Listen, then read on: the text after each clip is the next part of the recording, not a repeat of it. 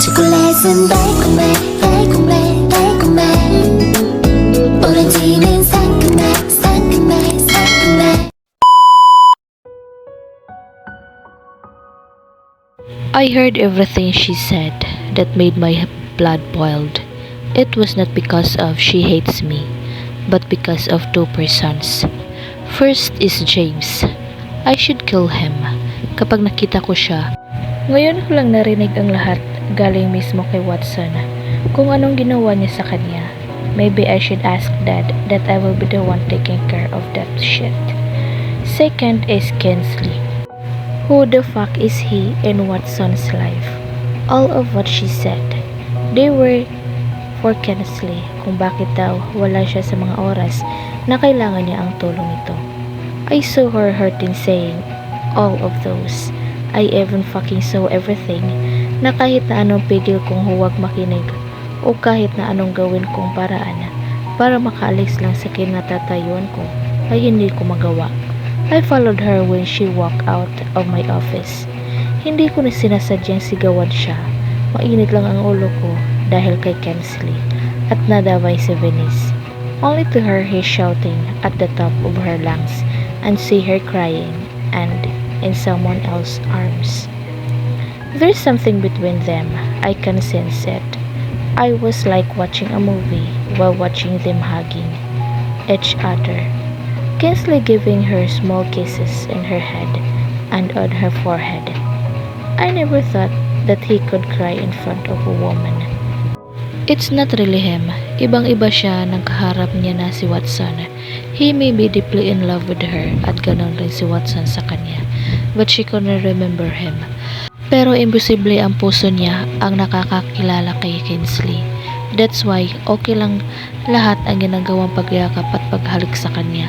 Kasi kung hindi niya talaga kilala si Kensley, na yun, she should push him away or slap him just like what other girls do kapag nangyaring ganyan, but she did not. So I guess her heart knows him and she just remember that jerk. Damn it. Why I am even thinking about them. I don't fucking care kung magmahalan sila. So what? E di magsaya sila. Do everything they want pero huwag lang dito sa kumpanya ko. Pinahatid ko na si Watson kay Carlos dahil hindi ko na alam kung kaya ko siyang harapin dahil sa ginawa ko at ginawa niya. Lumabas na rin ako ng building at dumiretso sa hideout. The four assholes were there. They greeted me pero hindi ko sila pinansin. Even the others men na nakasalubong ko. Dumiretso na lang ako sa minibar ng hideout. Magpapalamig lang ng ulo. Isang tagay, dalawa, tatlo hanggang sa hindi ko na mabilang kung ilang tagay na ang nagawa ko. The only thing I know is that malapit ko nang maubos ang isang bote ng whiskey. But I don't care. The loud music is playing. I don't care. Whoa. What the heck? Doval. Solo flight? Rochi. Lasing na. Matthew. I'm not drunk. Charles Matthew. Nakita ko namang umiling-iling siya. Not convinced. Bahala sa tiyan. Alam ko kapag ang ginagawa ko at hindi pa ako lasing. Nilapitan nila akong lahat. Kumuha naman ako ng isa pang bote for all of us. Cheers! After all, it's been a long time since I drink this much. Joey Limayri's POV. Was I dreaming or not? Hindi pa rin ako makapaniwalang makita si Mr. Grimes na naglalasing mag-isa. It's been how many years since naglasing siya dahil sa isang babae. And it was her sister, Belly. He was so close to her. Sila ng my one and only gorgeous Dr. Sav, actually. Ilang araw siya naglasing nang mawala si Belly. No one can stop him hanggang siya na mismo ang tumigil. And I'm fucking sure na may dinaramdam tong si boss.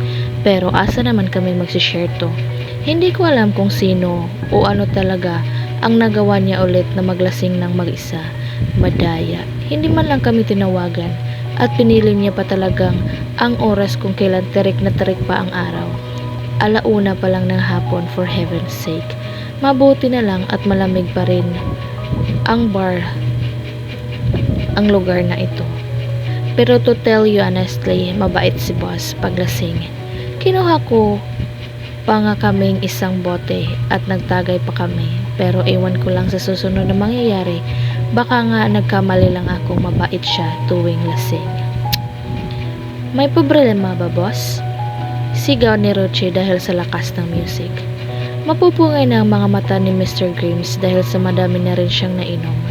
Mauubos niya ang isang bote ng whiskey. Akalain mo yun, pero matibay yan. Kaya pa nga niya makipagbakbakan o makipagbarilan kahit lasing.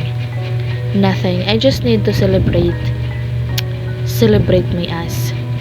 Ayaw mo lang talagang mag-share. What are you celebrating for? Si Mateo naman, ngayon ang nagtanong. Cause West's son finally found someone.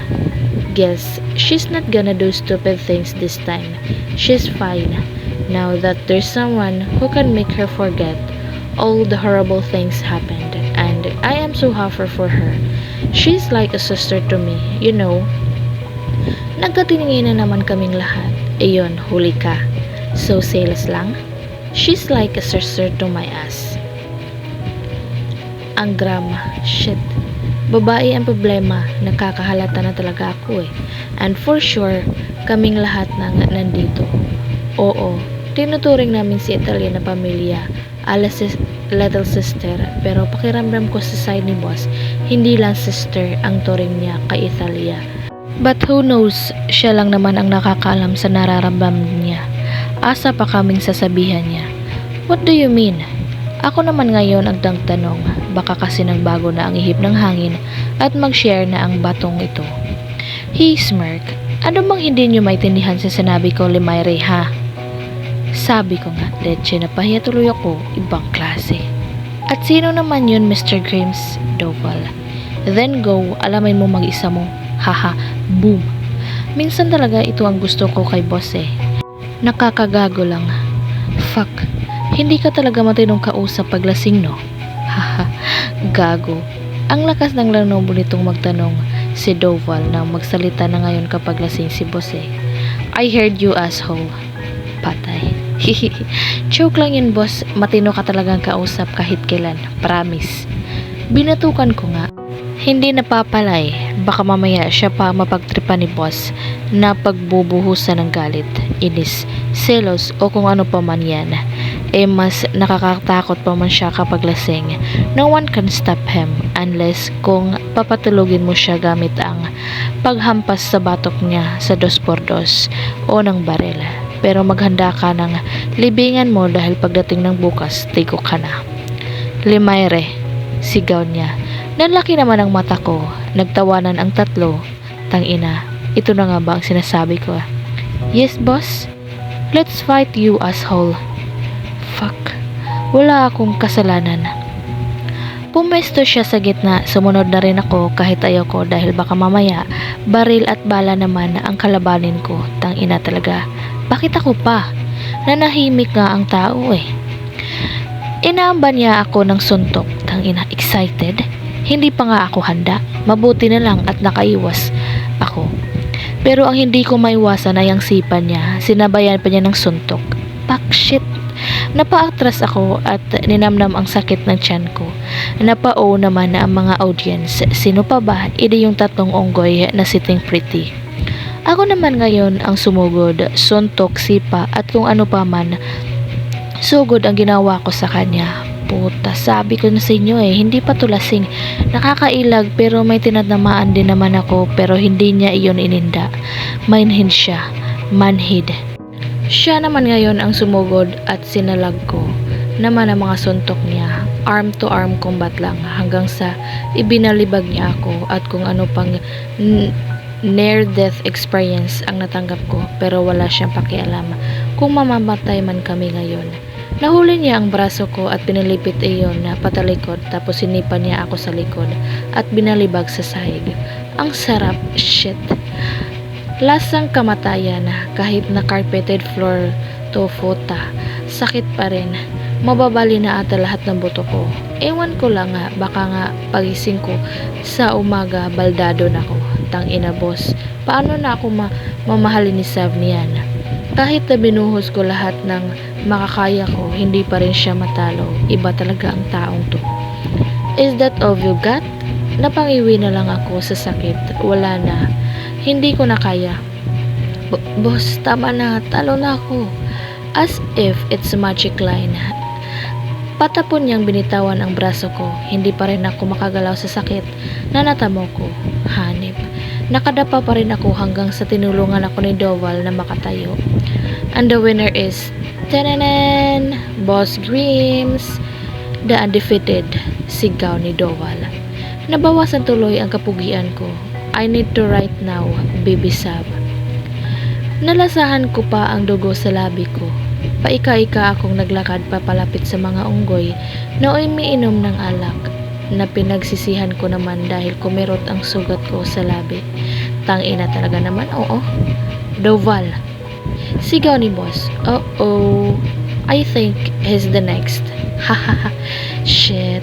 Gago kong tumawa. Nakalimutan ko palang sabihin na hindi yan titigil si boss hanggat hindi niya kami nakakalaban at napapantumba lahat. Sadyang nauna lang ako ngayon. Dati naman panghuli lagi. Pagkatapos ni Dowal, pipili ulit siya hanggang sa pare-pareho kaming may bangas sa mukha at putok ang labi hanggang sa pare-parehas kaming tumba. Kung pwede lang sanang magtago kapag lasing to ay gagawin ko na. Akala kasi namin na kanina iinom lang ng kaunti si boss dito sa loob ng kadalasan naman niyang ginagawa. Kaya napasunod na rin kami pero ito tuloy ang naabot namin nakakagago. Pagkatapos ng ilang oras ay nakahiga kami sa sahig, kaming 5. Parehas lang napagod at masakit ang katawan na may dugo ang mukha na parang nakipaglaban kami sa makalaban namin. Na-try naman kami sa araw na ito. Huwag lang sa magkaproblema dahil hindi namin at kakayaning sumabak sa isa pang laban ngayon. Astig talaga si boss. Akalain mong natalo niya kami lahat. Siya palang nakakagawa sa amin ito at wala nang iba pa. Nakakainom pa yan. I dialed self number para dito na lang niya kami gamitin. We couldn't bear to drive ourselves to the hospital. What do you need this time, Mujojo? Gandang hello naman yan. Come here and HO. We need you. Napalaban eh. What? How's everyone? She's rigged. At inilayo ko naman ang cellphone dahil sa boses niya. KO. Fuck you. Sure. Pero mamaya na lang yan. Biro ko. Ikaw na lang ba ang natirang buhay? Kung oo, edi bahala ka sa buhay mo, leche. Hey. Just go here. I'm serious. I'm on my way. I love you. Ingat ka. Pero binabaan niya na ako. I don't know na sa ganong paraan ko pa sinabi ang mga salitang yan. Finally, after 2 years, I've got the guts to tell her that I feel. Epic nga lang. Kaderi ka bro, si Rochi. Umamin na rin ang gago. Kailan kaya aamin ang isa dyan? Napatawa na lang ako sa sinabi ni Dowal. For sure, he's referring to Mr. Grims doon sa last sentence. Do you just fucking confess to my sister, Lemayri? Paktay. Well, I did. Fucking bastard. Sigaw ulit niya. Bahala ka sa buhay mo, uy. Pagkatapos ng ilang minuto, nakarating na rin dito si Sav. As usual, bago pa man kami gamutin, ay nakatikim pa kami ng sermon like she always does. But she's still cute though, with that loud mouth. Sinasabi ko na sa inyo, kapag gagawa kayo ulit ng kagaguhan tulad nito, ako na ang papatay sa inyong lahat. Wow, scary. Nag-explain na kasi si Matthew about sa nangyari. Si boss ang may kasalanan porket heartbroken, dinamay pa kami. Fuck you, Dowal. Hindi mo talaga alam isara yung bibig mo kahit kailan. Mabuti na lang at tulog na si boss. I fucking heard you, Dowal, and I'm not fucking heartbroken. Okay, gising pala siya. Iwan ko sa inyo, mga walang kwentang kausap lahat. Pinapapunta niyo pa ako dito? Inestorbo? Para lang makita kung gaano kayo ka-childish. Lahat, leche. Ako naman ang sinunod niyang gamutin na pagkatapos ng lahat, hinuli pa talaga ako. How sweet. Hindi ko alam kung matutuwa ba ako o hindi dahil sa mariin niyang pagdampi ng bulak sa mga sugat ko. Dahan-dahan lang naman. Mahinahon kong sabi pero mas lalo niyang inana. Damn it.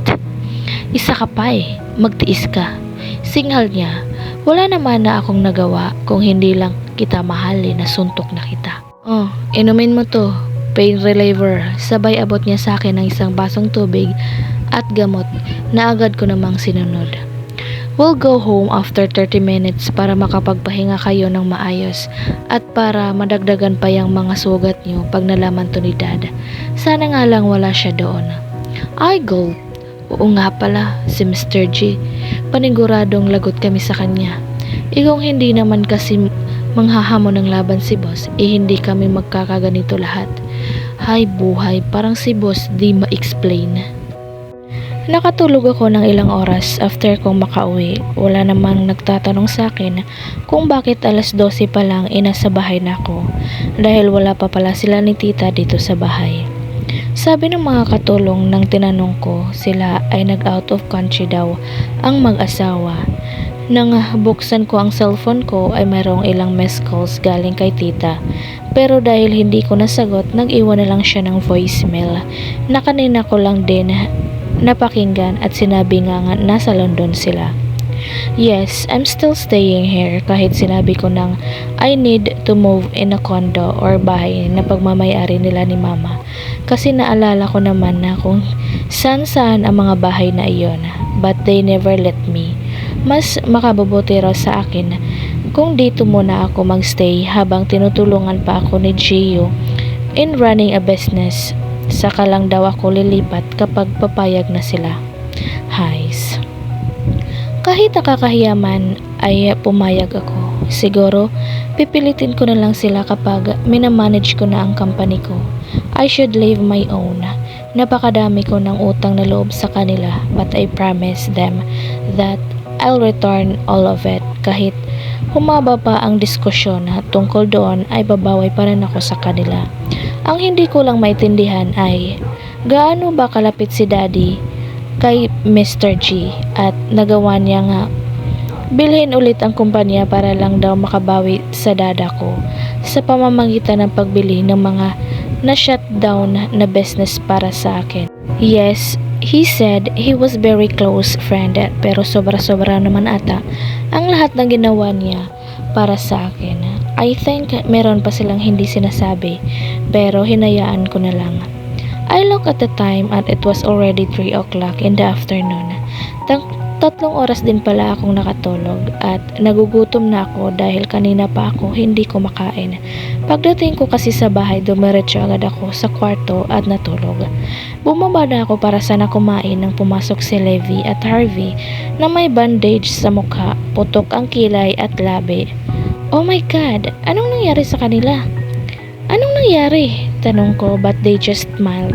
Napaaway lang, Levi replied. Bakit? Kanino? Saan? Kailan? Si Joey kasama nyo? Sabay-sabay kong tanong. Pagkatapos nun ay pumasok si Ate Sav at sila Joey Charles na may akay-akay, si Gio na nakayuko, mukhang tulog. Nanutup ko naman ang bibig ko. All of them have this swollen part of their face na nagiging color greenish violet at may bandage ang pisngi o sa gilid ng mata at noo. What the hell? Ate Sav, anong nangyari? Lumapit ako sa kanya, si ate naman ay napahawak sa noo. They're out of their minds, you know. Balak ata nga magpatayan, sabi niya pero naguluhan pa rin ako. Bakit daw? Nag-away ba silang 5? Tanong ko. Tumango siya. They're idiots. Na-stress nga ako sa 5 yan. Napaka-ewan. Naiinis niyang sabi. Ano naman ang pinag-awayan nila? I couldn't stop for asking. Okay, I'm freaking worried her. Parang kanina lang okay pa ang lahat lalo na si Gio nagalit lang sa akin tapos ngayon nakikita ko siyang may sugat sa mukha dahil nagbugbugan silang 5? Sino namang matinong tao ang makipag-away ng ganyan at mismong kaibigan pa? Babae. What? I couldn't believe it. Dahil lang sa babae?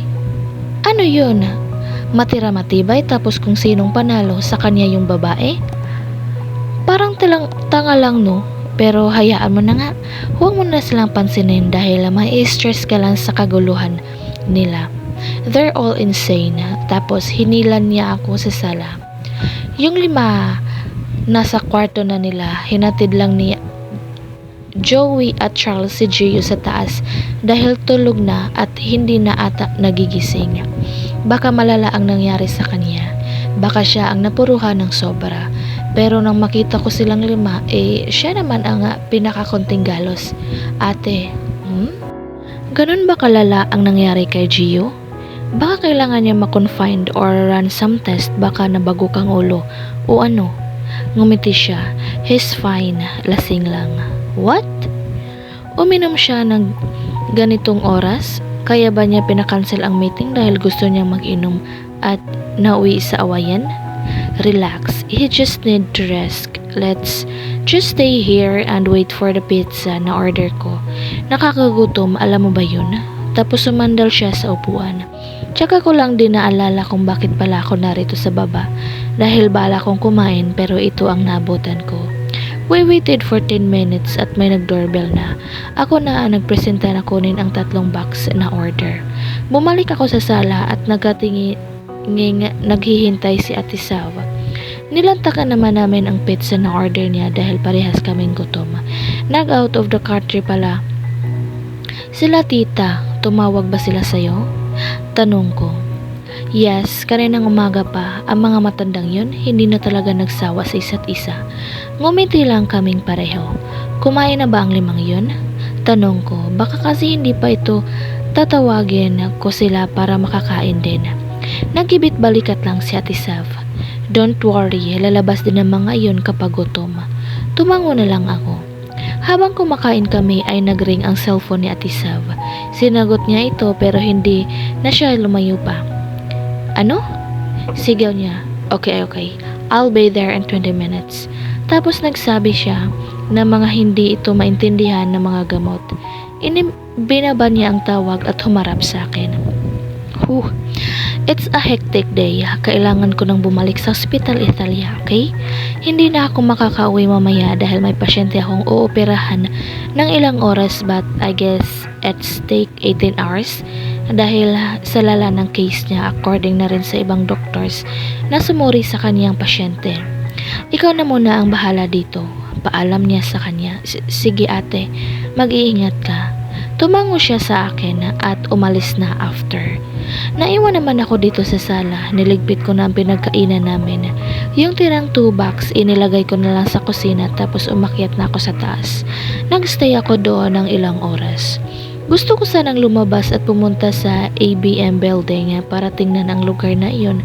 Kaso baka hindi rin ako payagan lumabas ng mag-isa kapag wala akong kasama sa 5. Every time kasi nalalabas ako, it's either Levi, Joey or Harvey ang kasama ko. Pero dahil lasing sila, hindi talaga ako papalabasin. Ayun din ang hindi ko maintindihan. Bakit parang overprotective lang? It's like this, someone will call me kapag ako lang mag-isa. Kaya meron at merong nagbabantay sa akin. Pero dahil hindi nga ako makakalabas, I just read a book hanggang sa hindi ko na malaya na gabi na pala. Past 7 na. What a great thing to do to kill time. Ang kwarto ko ay malapit lang sa kwarto ni Gio. Hindi naman siguro masama kung titigan ko siya. Kung ano na ang kalagayan niya ngayon. Bigla ko na lang kasi siyang naalala. Naglakad ako papalapit sa pinto ng kwarto niya. Pinihit ko ang doorknob. Mabuti na lang at hindi nakalock iyon. Madilim kaya binuksan ko ang ilaw. There, I saw him, peacefully sleeping. Nakadapa siya. I stepped close to him para sana tanggalin ang sapatos dahil hanggat ngayon ay suot pa rin niya ang mga ito. I sat on the edge of the king-size bed. Hindi ko maalis ang mga mata ko sa mukha niya. Even his hair is devilish. She still sinfully looks handsome. Ang bait-bait ng tignan pagtulog. Tinanggal ko naman ang buhok niyang nakatapi sa noo niya dahil hindi ko naiwasang dampian ang kamay ko when he moved kaya naramdaman ko ang init ng balat niya. This time, I place my one hand on his neck. Next is on his cheeks and forehead while my other hand is on my neck para malaman kong mas mataas ang temperatura niya sa akin and confirm nilalagnat siya. Kung bakit kasi nagbubugbugan pa silang lima eh. Baka may bali sa katawan to o kaya nilagnat. Paano kung pati yung apat inilagnat din? What should I do? Si Ate Sav ay nasa surgery for 18 hours at bawal siyang istorbohin kaya wala akong kasamang mag-ahalaga sa lima at kung sakali. Gio? Tawag ko while gently tapping his cheeks. Umungo lang siya but his eyes were still closed. Bumaba ako para maghanap ng basahan sa kusina at bumalik ulit sa taas upang lagyan iyon ng mainit na tubig. May heater kasi ang tubig sa banyo kaya doon na ako kukuha. Naghanap pa rin ako ng maliit na towel pang punas. Thanks to my mama dahil alam ko ang gagawin ko. She used to do this when I was a kid. Kaya kahit papano I know how to take care of a person who has fever. Alam ko namang hindi na makakabangon pa si Gio para sana makapagpalit ng damit dahil hanggang ngayon ay may mantsa ng dugo ang suot niyang damit kaya paniguradong hindi ito nagising at nakapaglinis ng katawan. Nakapagpalit man lang, amoy alak din siya. Tinulak ko siya upang makahiga siya ng patihaya para mabilis kong gawin ang kailangan kong gawin. Hindi may pagkakailangan na pakibigat nito na sanhi upang muntik nang maglapat ang mga labi namin. Whew. That was near. Mabuti na lang at hindi siya nagising. Sinimulan ko ng punasan ang mukha, leeg at braso niya ng dahan-dahan dahil sa mga sugat niya. Sa kanilang lima, siya lang ata ang may kaunting galos. Kung ang apat ay literal na bandage ang nasa mukha, nila siya ay 3 peraso lang ang band-aid na tinanggal ko naman para malinisan pati sugat niya. Maghanap na lang ako ng band-aid mamaya pamalit. Napadako naman ang tingin ko sa malapad at paniguradong matigas niyang dibdib na natatakpan ng long sleeve polo. Kailangan rin kasing mapunasan man lang pati yun or kahit huwag na pero kailangan niyang magpalit ng damit. Gio, wake up! Saglit lang, kailangan mong pagpalit ng damit. Like what I expected, hindi siya nagsalita o gumalaw man lang. Oh Lord, don't tell me I'm going to do it. Napikit na lang siya. Do you have a choice?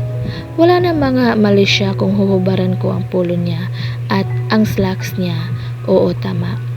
I will just gonna imagine that he's my patient for tonight. I'm his nurse. Walang mali siya, walang halong kahit na ano. I know I have never done this before. This is the first time na mag-aalaga na ako ng isang taong lasing. Hindi ko naman pwedeng hayaang matulog siya na ganito. He looked like a mess. Sana lang hindi siya magising. Malay nyo, baka isipin niyang pinagsasamantalahan ko siya. Don't tell me again na ganito rin ang gagawin ko sa apat. Oh no, ano na lang ang sasabihin nila sa akin bukas ng umaga? Bahala na, I'm going to do it kapag kailangan. Isa-isa kong tinanggal ang mga botones ng polo niya at tumambad sa akin ang perfect body beneath the clothing. Naghuhumiyaw ang perfection ng kanyang 6, 7, 8 packs abs niya. What a sexy, hot, gorgeous body he has. Stop it, Italia. I shook my head. I'm supposed to clean up and I'm not stare at his perfect chest down to his perfect abs, right? Kaya agad ko namang pinunasan ang dibdib niya.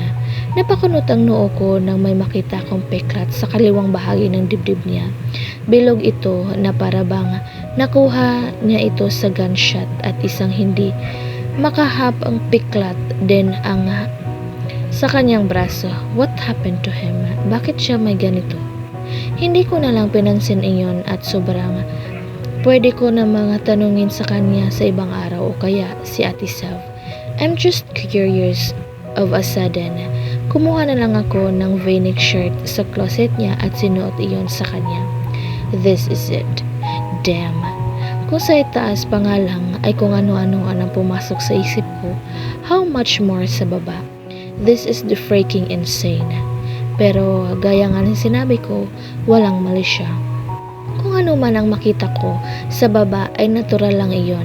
Lalaki siya, tapos shit. Itutuloy ko pa ba to? Kinakabahan ako kahit hindi naman dapat. Tumingin ulit ako sa pagmumukha niya, baka kasi gisingin na ito, pero tulog pa rin siya. Okay, let's do this. Tatanggalin ko na lang naman ang slacks niya at hindi ko na pakpakialaman yung ibaba. Bahala na siyang bukas.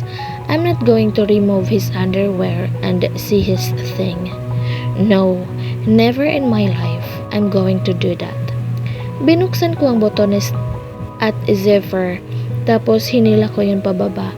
Okay na sana pero kahit iniwasan kong mapatingin doon ay napapatingin pa rin ako. Paano ba naman kasi basta secret na lang. Hindi ko na lang kailangan i-detalye kung ano yung nakita ko. At ngayon, dahil I'm freaking sure you know what it is. It's not totally his thing though. It's just his boxer short, V-line and the bulge. Isinuot ko naman agad ang sweatpants. I don't know that I was holding my breath. Good thing is, tulog pa rin siya. Feeling ko kasi namumula ang mukha ko dahil sa ginawa ko. I feel like I was the one who have fever here. High fever. Sinimulan ko nang ilagay sa laundry basket ang tinanggal kong damit at naghanap ng first aid kit dito sa loob.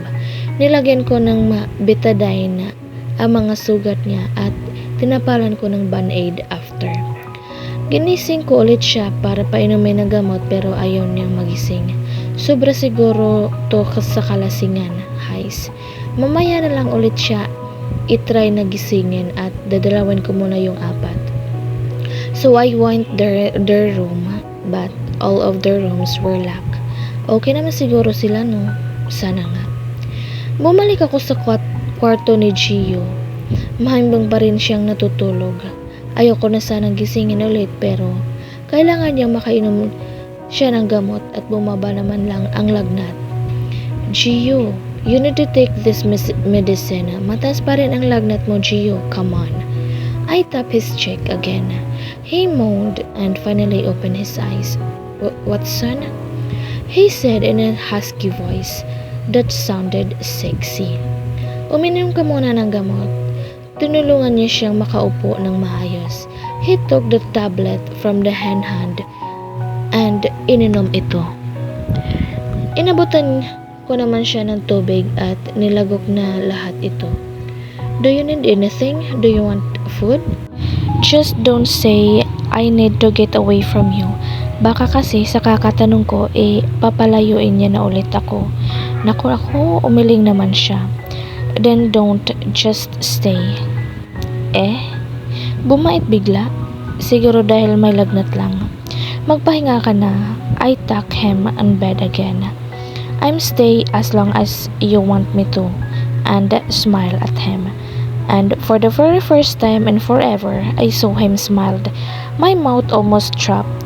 He smiled, let's throw a party, but literally hits me. May lagnat siya at lasing pa. For sure, hindi niya alam ang ginagawa niya.